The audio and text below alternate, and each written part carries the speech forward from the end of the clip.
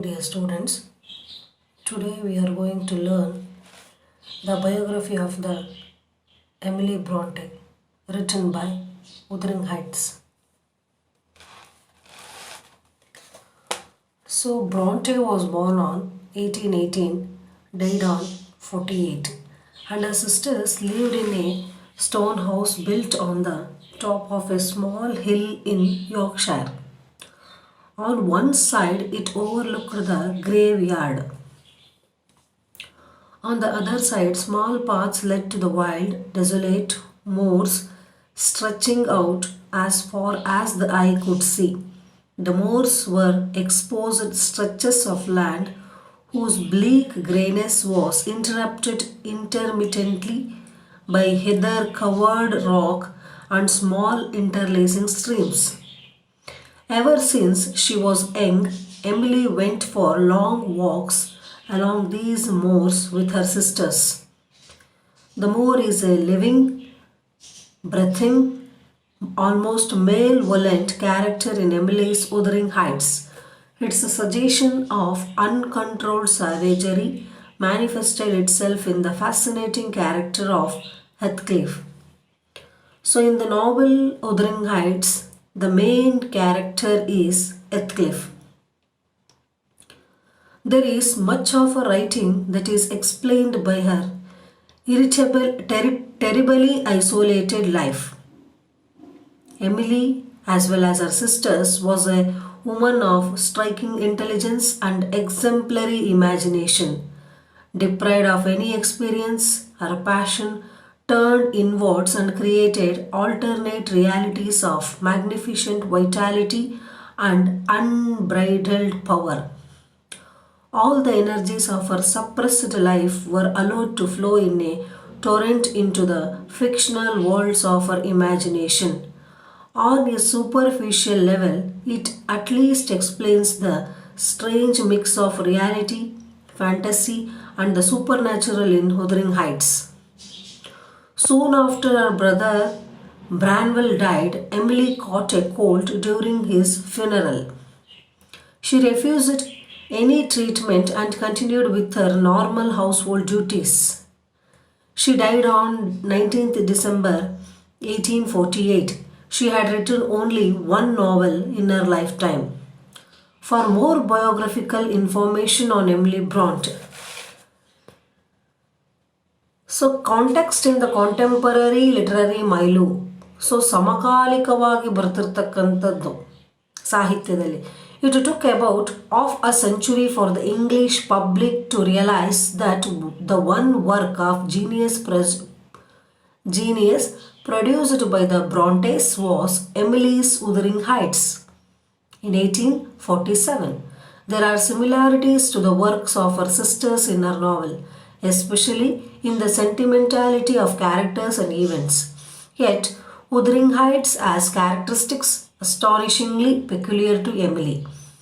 There is displayed in her work emotions of such naked and uncontrolled ferocity that it quite often sweeps the readers away with their sheer power.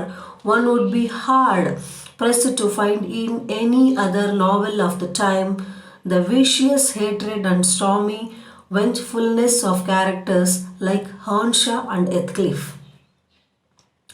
There is nothing quite like the perversity of Catherine either. There is something almost pagan in the joyful and shameless exaltation of passion beyond all moral obligations. At the end, the two lovers, Catherine and Heathcliff, are united as spirits that have finally found peace. There is nothing of the Christian heaven at the end. Its style is that of the moor itself, which forms the setting of the novel, wild, unbridled and violent. Emily did, of course, follow an already established Gothic. Gothic is nothing but a ಹೊರಟಾಗಿರ್ತಕ್ಕಂಥ horror tradition for much of her effects. However, she invested this story of animal brutality and decadence with a surprisingly vivid reality. The tone of the novel is mystical and poetic, and the character seems to have emanated from the lonely and desolate moors. Heathcliff remains one of the most fascinating characters in English fiction. There is something wild and untamable in him, explained by the gypsy blood that makes him dark and brooding. He is cruel, ruthless, and unscrupulous. He is the very embodiment of passion magnified to its most violent extent. The wildness of the desolate moors is given human form in Heathcliff. His love for Catherine constitutes the entirety of his life's objective and obsession.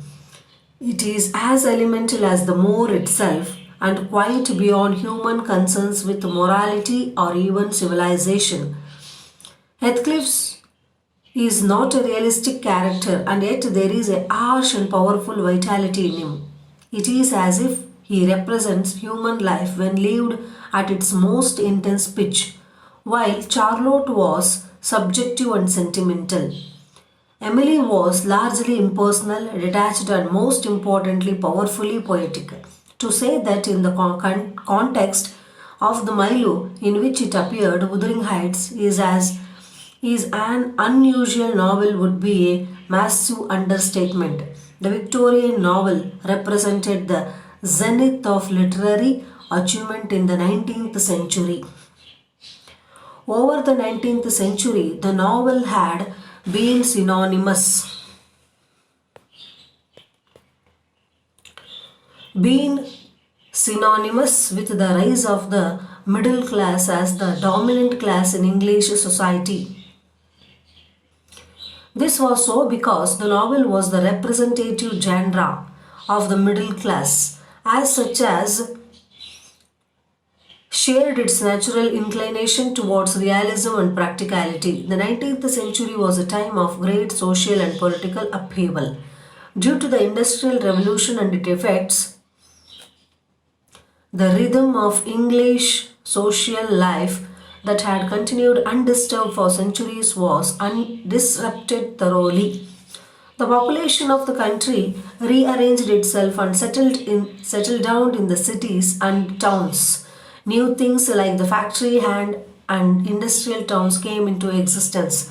The increasingly prosperity bred had hard-headed commercialism. This went hand in hand with an evangelical zeal, which meant that along with making money, the average Englishman was equally obsessed with appearing respectable.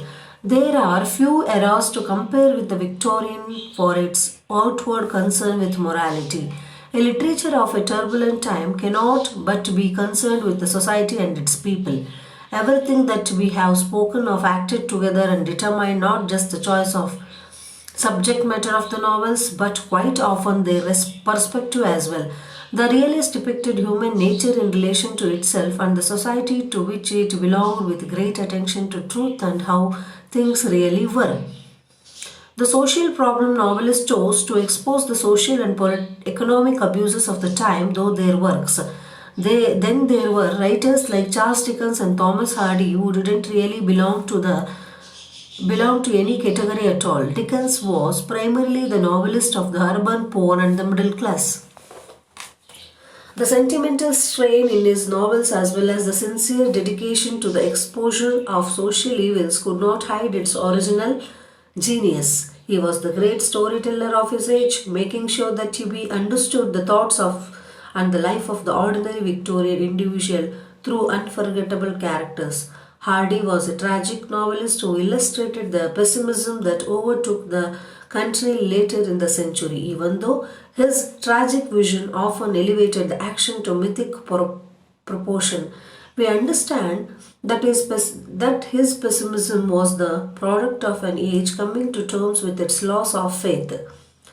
In summary, the great novelists of the age reflected the burning concerns of the time in some way or the other in their novels.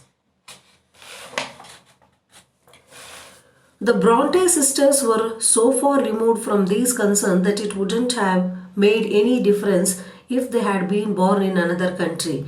Emily's fearlessly passionate nature was shifted and suffocated by the sedate isolated and bleak life in the Yorkshire moor. She knew very little of men and even less of life in the towns and cities. The social, political, economic ideas that were transforming the country forever did not touch her. The glory of the England as the supreme imperial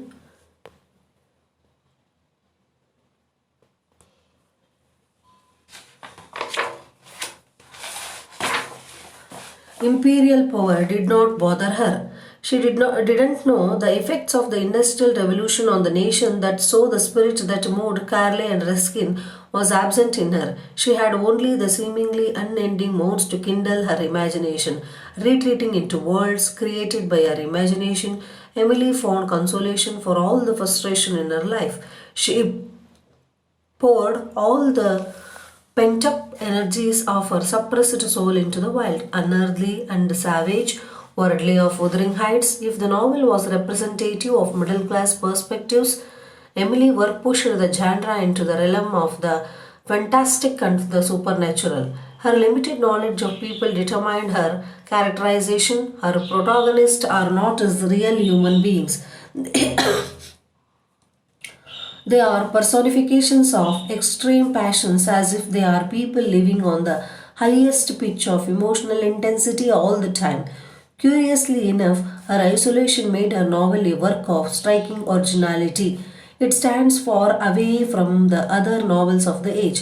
From another point of view, it extended the range of the novel to include elements previously aligned to it. It is one of the reasons why we consider the 19th century the golden age of the English novel. So Emily ಬ್ರೋಂಟೆಯ ಒಂದು ಜೀವನ ಹೇಗಿತ್ತು ಅಂದರೆ, ಅವರು ವಾಸವಾಗಿದ್ದು ಯಾರ್ಕ್ಷೈರ್ನಲ್ಲಿ. ಅದನ್ನು ನೋಡ್ತಾ ಇದ್ರೆ ಹೇಗೆ ಅನಿಸ್ತಾ ಇತ್ತಪ್ಪ ಅಂದರೆ, graveyard, nothing but a ಸ್ಮಶಾನ ನೋಡ್ದಂಗೆ ಆಗ್ತಾಯಿತ್ತು. So how she suffered from cold and she dies. So ಅವ್ರ ಅಣ್ಣ ತೀರ್ಕೊಂಡಾಗ ಅವರು ಟ್ರೀಟ್ಮೆಂಟೇ ತೊಗೊಳ್ಳೋದೇನೆ ಏನು ಮಾಡ್ತಾರೆ, ಅವರ ಮನೆ ಕೆಲಸವನ್ನು ನಿರಂತರವಾಗಿ ಮಾಡ್ತಾ ಮಾಡ್ತಾ ಅವ್ರು ಏನಾಗುತ್ತೆ, ಅವ್ರ ಲೈಫ್ ಟೈಮಲ್ಲಿ 1847 ಅವ್ರ novel it's come to an end, she dies, but it published after her death.